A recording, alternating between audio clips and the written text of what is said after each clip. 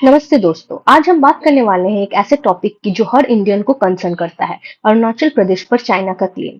जब भी international tension बढ़ता है, चाइना सडनली बोलता है अरुणाचल प्रदेश इज साउथ तिब्बत। लेकिन सवाल ये है क्यों? चाइना की इतनी इंटरेस्ट क्यों है इस रीजन में? सबसे पहले थोड़ा हिस्ट्री जानते हैं। 1947 में जब इंडिया इंडिपेंडेंट हुआ था, Arunachal Pradesh was a part of Indian state of Assam. But China का कहना ये है कि ये रीजन हिस्टोरिकली तिब्बत का हिस्सा था, और जब चाइना तिब्बत को ऑक्युपाई किया तब से उन्होंने अरुणाचल प्रदेश को साउथ तिब्बत कहना शुरू कर दिया। 1959 में दलाई लामा ने इंडिया में अजाइलम लिया बाय अरुणाचल प्रदेश के तवांग रीजन, और तब से बीजिंग का इरिटेशन और बढ़ता गया। तो सिर्फ हिस्ट्री नहीं है, स्ट्रैटेजी भी है। तवांग रीजन ये एक मेजर स्पिरिचुअल सेंटर है for Tibetan Buddhist. Dalai Lama के अर्ली लाइफ भी तवांग मोनास्ट्री से ही कनेक्ट होता है।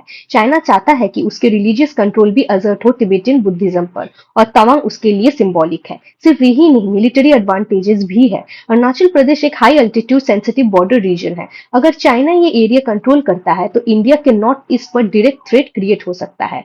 हाइड्रो पावर एंड रिवर्स का भी फैसिलिटी है। ब्रह्मपुत्र रिवर, जिसे चाइना में यार्लुंग सांगपो कहते हैं, यही से फ्लो होता है। अगर चाइना इस रीजन पर कंट्रोल पाता है तो ये इंडिया के वाटर सिक्योरिटी को भी थ्रेटन कर सकता है। चाइना का क्लेम सिर्फ बोलने तक सीमित नहीं है। चाइना ने बार बार न्यू मैप्स रिलीज किए जिसमें अरुणाचल को अपना टेरिटरी का पार्ट दिखाया है। अब तो उन्होंने अरुणाचल के टाउन्स और विलेजेस के नए चाइनीज नाम अनाउंस करना भी शुरू कर दिए हैं।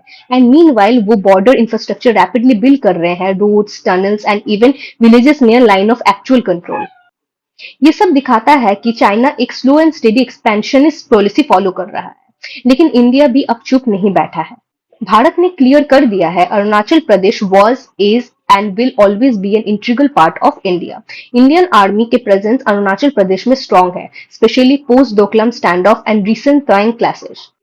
साथ ही इंडिया भी रैपिडली बॉर्डर इंफ्रास्ट्रक्चर डेवलप कर रहा है, tunnels like Sela, better roads and air bases like Tezpur and Pasighat. बात ये ही है कि अरुणाचल प्रदेश पर चाइना की नजर सिर्फ एक टेरिटोरियल क्रीम नहीं है, ये geopolitics, strategy, religious and resources का भी एक डेंजरस मिक्स है। आपका क्या कहना है? क्या चाइना ऐसे साइकोलॉजिकल प्रेशर बनाकर इंडिया को वीकन कर सकता है, या ये सिर्फ एक डिस्ट्रैक्शन स्ट्रेटेजी है?